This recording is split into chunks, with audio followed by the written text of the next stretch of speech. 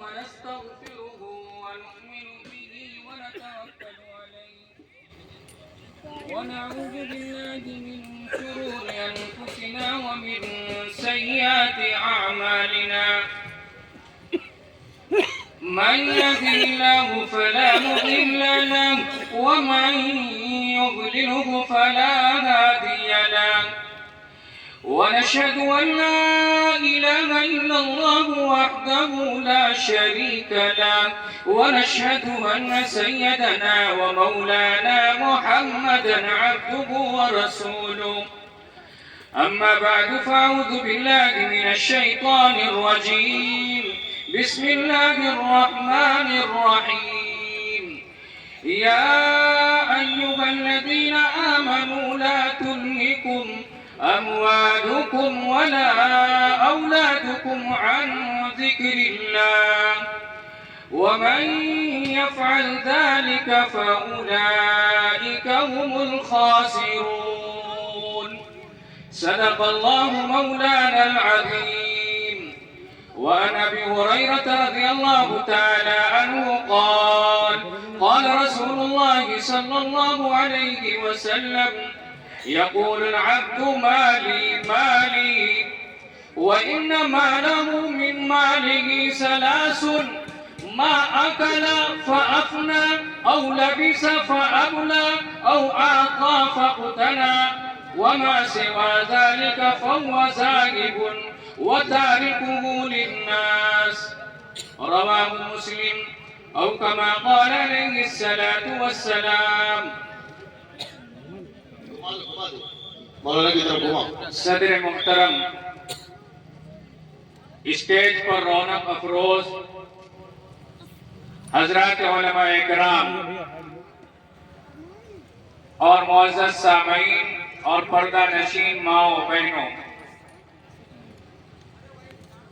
اس دیار میں یہ میری پہلی حاضری ہوئی ہے۔ جن لوگوں نے سب سے پہلے جن لوگوں نے اس اسٹیج کو سجایا ہے میں ان کو مبارکباد پیش کر رہا ہوں۔ اللہ تبارک و تعالی ان کی تمام تر قربانیوں کو قبول فرمائے۔ محترم حضرات، اللہ رب العزت والجلال نے اس دنیا کے اندر انسانوں کو اپنی عبادت کے لیے بھیجا گئے۔ اس دنیا جس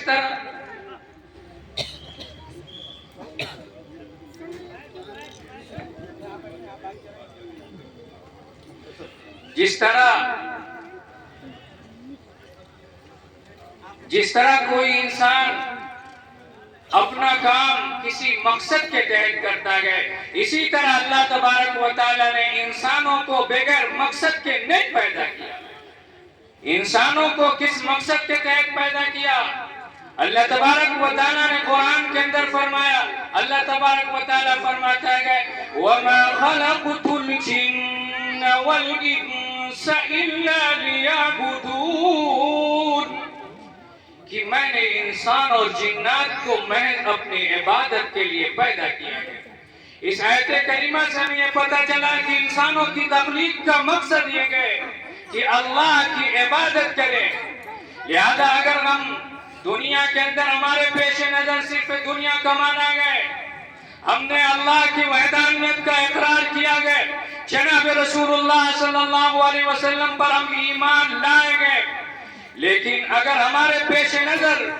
صرف اور صرف دنیا گئے تو اللہ تبارک و تعالیٰ نے آگاہ کیا گئے، ایمان والے بندوں کو متوجہ کیا گئے۔ خطبے کے اندر میں نے جو آیت کریمہ پڑھی ہے، اس آیت کریمہ کے اندر اللہ تبارک و تعالیٰ اسی مضمون کو بیان کرتا ہے۔ یہ آیت کریمہ سورہ منافقون کی ہے۔ اللہ تبارک و تعالیٰ فرماتا ہے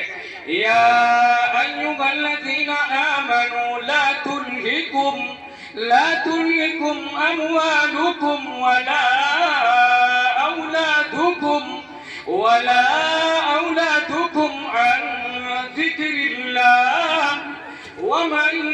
يفعل ذلك فأولئك هم الخاسرون۔ اس آیت کریمہ کے اندر اللہ تبارک و تعالیٰ نے ایمان والے بندوں کو آگاہ کیا گئے، ان لوگوں کو آگاہ کیا گیا جن کے پیش نظر صرف دنیا کمانا ہے، جو اپنے اولاد میں اور مال کے کمانے کے اندر اس قدر منہمک ہو گئے ہیں، تو اللہ نے فرمایا یا ایھا الذین آمنوا لا تلھکم اموالکم ولا اولادکم عن ذکر اللہ، کہ اے ایمان والو تم کو غافل نہ کر دے تمہارا مال اور تمہاری اولاد اللہ کے ذکر سے۔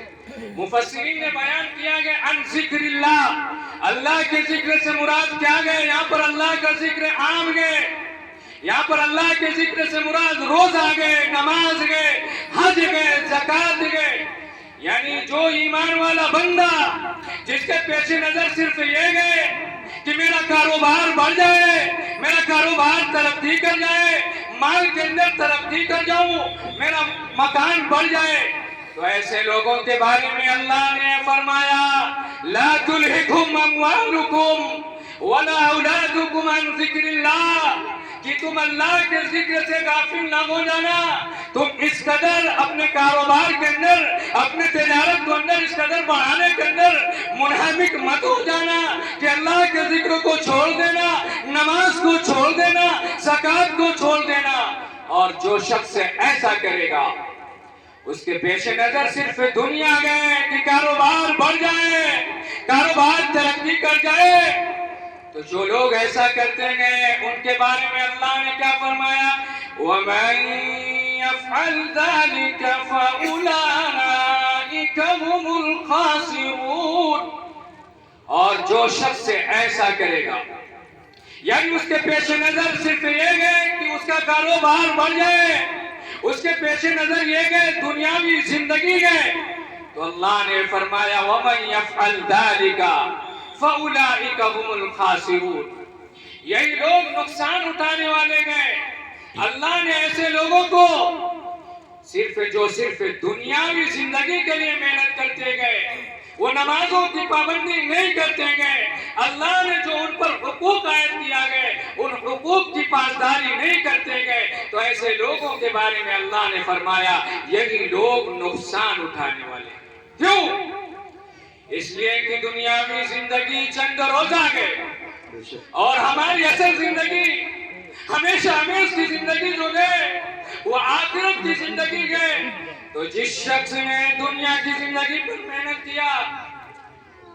جس شخص نے دنیا کی زندگی پر محنت کیا اور آخرت کی زندگی کو نہیں سنوارا، لہذا ایسا شخص جو گئے نقصان اٹھانے والا گئے۔ اور پھر آگے آیت کریمہ کے اندر اللہ نے بیان کیا گئے کہ جو مال و دولت اللہ نے دیا گئے اس کو غنیمت سمجھو، اس کو اللہ کے راستے کے اندر خرچ کرو، کیونکہ آگے اللہ تعالیٰ نے اس آیت کریمہ کے اندر یہ کہا گئے کہ جب موت کا فرشتہ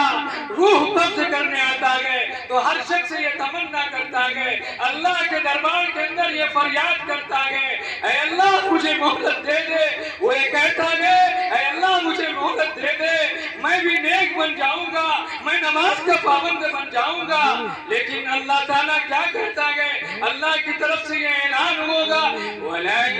يُؤَخِّرَ اللَّهُ نَفْسًا إِذَا جَاءَ أَجَلُهَا وَاللَّهُ خَبِيرٌ بِمَا تَعْمَلُونَ، اللہ کی طرف سے یہ اعلان ہوگا جب وہ شخص دیکھے گا، ملک الموت کو دیکھے گا تو اللہ سے یہ کہے گا فَيَقُولَ رَبِّ لَوْلَا أَخَّرْتَنِي إِلَىٰ أَجَلٍ قَرِيبٍ، فَيَقُولُ، تو یہ کہے گا کہ اللہ کیوں مجھے مہلت نہیں دیا کہ میں بھی لَأَصَّدَّقَ وَأَكُن مِّنَ الصَّالِحِينَ، کہ میں بھی نیک لوگوں میں سے ہو جاتا، میں بھی صدقہ کرنے والوں میں سے ہو جاتا۔ یہ تمنا کر رہا ہے اور اللہ کی طرف سے یہ جواب آ رہا ہے وَلَن يُؤَخِّرَ اللَّهُ نَفْسًا إِذَا جَاءَ أَجَلُهَا،